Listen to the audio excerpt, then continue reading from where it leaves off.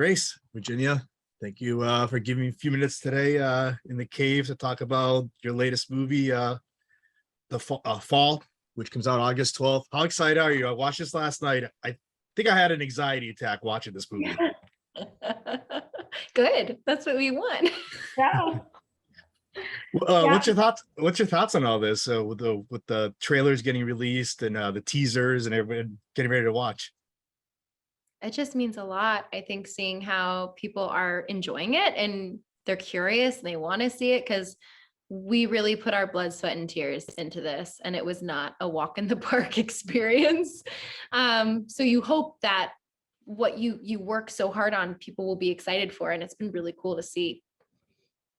Yeah, I mean, in case for anyone that's watching or listening that is unaware, we shot it all practically. It wasn't green screen, it wasn't CGI. We were like actually out there in the desert making this movie, and we shot it on IMAX cameras, so it's a big scope and it's visually so cool. And so it's just very exciting to be a part of a film that really needs to be seen in a movie theater, and part of a film that hopefully will ignite the passion for going back to the theaters for some people. Mm-hmm. I need to know, are you afraid of heights? Because like I said, it was giving me like I couldn't even watch some of those scenes.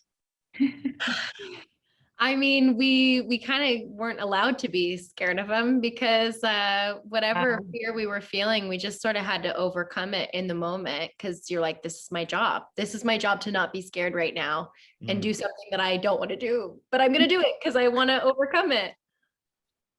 Yeah, I mean, I didn't have a fear of heights prior to filming, but after filming the movie and after being dropped off of you safely dropped, but dropped off of a 100-foot tower several times, it certainly does make you afraid. So what are you hoping for when the viewers tune in to watch this movie? I mean, I saw it with two different audiences live that didn't know what was coming. And what I saw from them, I hope to see more of, which was they were sitting on the edge of their seat. They were gasping, they were sweating, they were like, digging their fingers into their hands, freaking out, white knuckling. And I hope that continues. And I hope that people are excited and surprised and don't see the twist coming. And yeah. Becky, Hunter, how was it connecting with these characters and how did you prepare to play them? I mean, we were rehearsing with Scott, our director, in Scott's backyard, and at one point Ginny's backyard.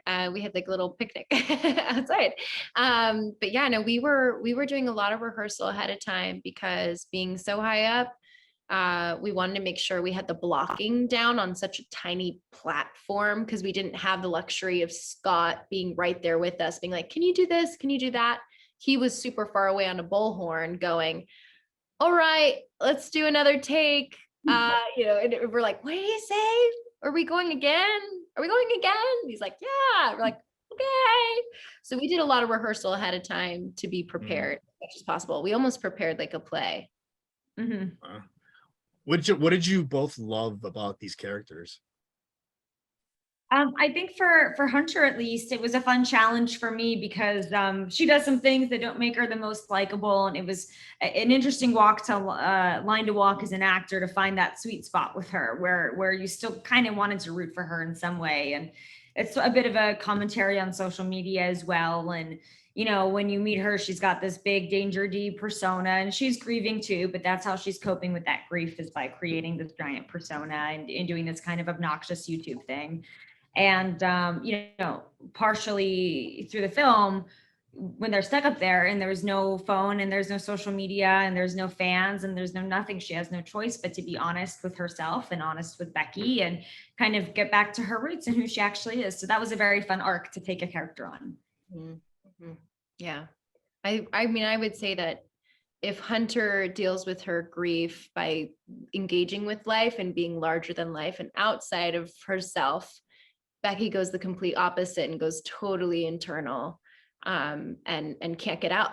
She's just so stuck inside of her emotions. So I was really drawn to getting to be empathetic about such a sad topic that Becky's going through, and just sort of challenging myself to see how much I could feel about it. And I just felt so sad for Becky. So I was really keen to be protective of her and play her and try to do my best to do a good job bringing her to life.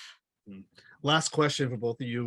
When you read the script, how many times did you go through it, and what was your thoughts after pretty much, reading it and you're like, wow, like that, because it was wow pretty much when you watched the movie. Yeah, I mean, when I was reading the script, my palms were sweating. Like I still remember where I was when I read it and the feeling I had the first time I read that script. And so again, being a part of something I was on the edge of my seat reading it. I couldn't wait to see what audiences were going to do when they saw it come to life. I think it was a little hard to even comprehend the scope of it when I was reading it, but I knew that it was like nothing I'd ever read. I don't get scripts like this hardly ever. This is a very unique story in a very unique situation, birthed out of the pandemic specifically because, they couldn't have a ton of actors on set. They wrote it for 2 people, which was such a delightful challenge for us to just have each other and try to make the most of that dynamic. But yeah, that's what really made me excited from reading the script. And I hope other people are watching it and just feel the energy that we had at the start and the whole time shooting it. I hope it's tangible. That's great. Yeah. August 12th, fall theaters. I want to thank you for giving me a few minutes today to talk about this. Thank you so much. Thanks. Thank you.